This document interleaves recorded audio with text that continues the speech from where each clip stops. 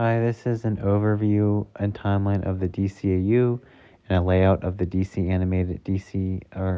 Comics animated universe, which started with the movie The Flash Point Paradox, and continued about 8 or 9 years through Injustice.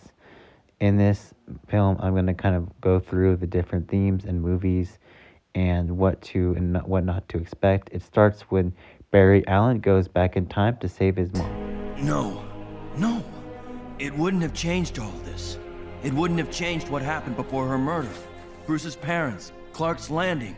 Oh, but it did. Break the sound barrier and there's a sonic boom. You broke the time barrier, Flash. Time boom. Ripples of distortion radiated out through that point of impact, shifting everything just a tiny bit, but enough.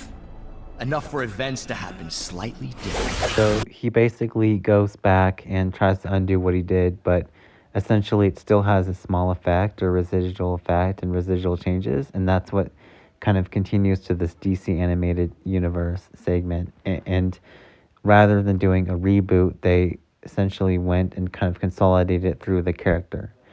And in this film or universe, Batman is kind of the main guy. And so basically it focuses on Batman and kind of his... Yeah, so it kind of talks about 4 teams started by Batman during the course of the series. So the first team is basically kind of that Justice League, and it kind of goes through about like 3 characters. So it talks about kind of Batman, Superman kind of starting the league. Then it continues with Aquaman and his kind of struggles with the kingdom, and then finally ends with Wonder Woman Bloodlines and kind of her experience kind of dealing with like a personal kind of family friend and her kind of personal challenges. And then it kind of like, it doesn't really focus on the Flash as much, but kind of that second team is essentially a like sorcery team. I kind of stayed away from those movies, but it's essentially like a sorcery type battle, and kind of those type of magic things. And I kind of, stay away from that because I'm a Christian. But basically, the third team was kind of about his experience, kind of meeting his son, Damian Wade, or Robin, and kind of like developing that relationship and his kind of incorporating that in his son into his private team. And so Damian Wade was kind of, I think, in Batman, were both voiced extremely well, terribly great. And then that kind of fourth team is about like the created by Amanda Waller. This group called the Suicide Squad is featured in a few movies, but basically in the film, it's kind of, we learn that it's kind of indirectly created by Barry Allen's actions and his decision to kind of go back in time. So it's not, so they are kind of that fourth group that's kind of under Batman in a way. So even though they're not directly supervised by him, they're influenced by him and his actions. Yeah, so I was gonna do originally like a kind of bubble or like more mind map type thing, but basically I think this chart kind of better illustrates an overview of the DCAU. So essentially Barry Allen, kind of Flash, goes back in time and he changes like some things. He tries to undo what he does, but it still kind of influences events. Like the Justice League was pre-established, but he kind of created the Throne of Atlantis timeline. Eobard Thawne goes back and leads to the group. And then his tampering leads to other things like kind of Damian Wayne. And also he goes back, and while he undoes what he does, he influences Wonder Woman, which leads to Bloodline. And then in Tomorrowverse, all that kind of changes again. And there's Elseworlds, which is... Yeah, so Flash has the events in Paradox, which is that first circle. He goes back in time, and when you see those lines kind of extending, there's that kind of... in the first line at the top, it talks about Wonder Woman, so he still kind of changes her history and goes back and kind of leads to kind of the creation of Silver Swan and the whole Bloodlines movie. And then in addition, Eobard Thawne also has a hand, kind of comes from the outside, that previous timeline. And he's one of the few people that can remember what it was like before Flash did what he did. And basically, he goes back, he does events that lead to different things, including suicide, right? And then also the Flash kind of alters the Justice League, which leads to war and other things. And then all that's gone in the end. After watching Flashpoint Paradox, the movie that most people say to watch if you really want to get into it is Justice League War. Like, I don't really follow it a ton, but it also has a sequel called Throne of Atlantis. And basically, yeah, I didn't really watch it due to some of the subject matter, but basically it kind of covers, the Justice League kind of, struggles, and it.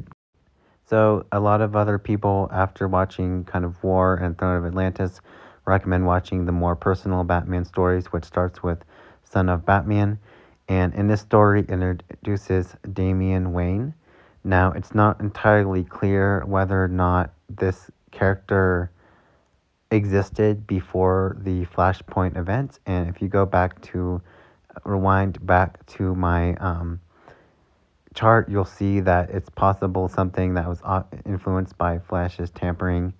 But basically, this character, they spent a lot of time and effort introducing him to the DCAU. I thought these were very good movies and very intimate. There is some degree of violence, and the voice acting was terrific. It's Kevin Conroy, who sadly passed away in 2020, but he was a excellent and really the best Batman I think there is.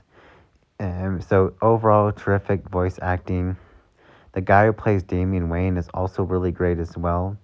But basically, these movies, like, there is a lot of violence and murder and those kind of things. So I would, in some of those movies. But I would, like, in particular, the Batman versus Robin, which is kind of the second of the three movies. But basically, these were really good, and I'd recommend them. So the third group covered, and kind of the middle, like, third type of movies that they recommend seeing, experts recommend watching. And like I said, I'm a Christian, so I don't really watch these materials, but it's basically the supernatural, Justice League Dark and sequels. So I kind of try to stay away from those types of movies. But yeah, if that's your cup of tea. And then the other one is kind of the Superman. So it's the Death of Superman and the Reign of Superman.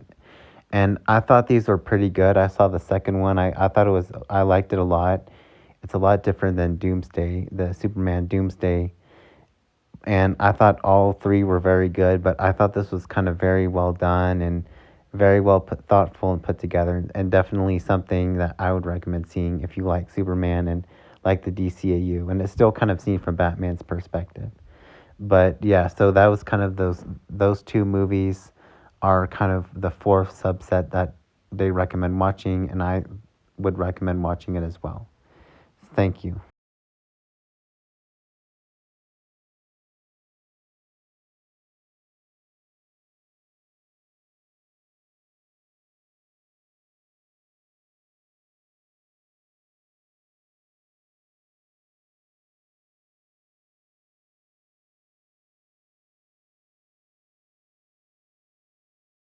Fifth group of movies covers the suicide and criminal gang and Eobard Thawne's kind of conclusion. He's one of the few people that remembers what happens. Time boom. Ripples of distortion radiated out through that point of impact. Time boom.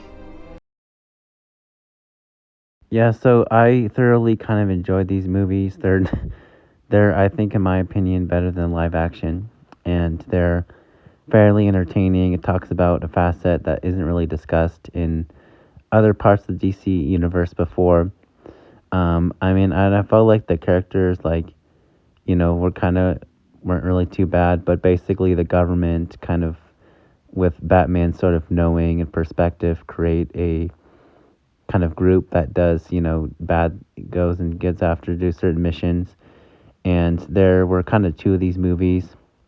I mean, like I said, they were kind of pretty decent. If I'd say they're worth watching at least once, but there are like criminals and it's pretty violent. So just be, if you're not comfortable with that, then I wouldn't recommend it. But yeah, they're not too bad. So, and Eobarthon, you see, kind of figure out what happens to him, and it's kind of an epilogue for him. So ultimately, yeah, those 4 movies, the Superman and this were not really too bad. The fifth and so the last part of the DCAU is the Elseworlds, which includes Injustice, and I'm going to include that my review in a clip or thumbnail, but also that includes the Bloodlines movie. I didn't like it a whole lot. I thought Injustice was okay, and there were some other ones I didn't watch as well. Ultimately, I thought the DCU is my favorite franchise. It's great animation, terrific voice acting, and good character development, and I hope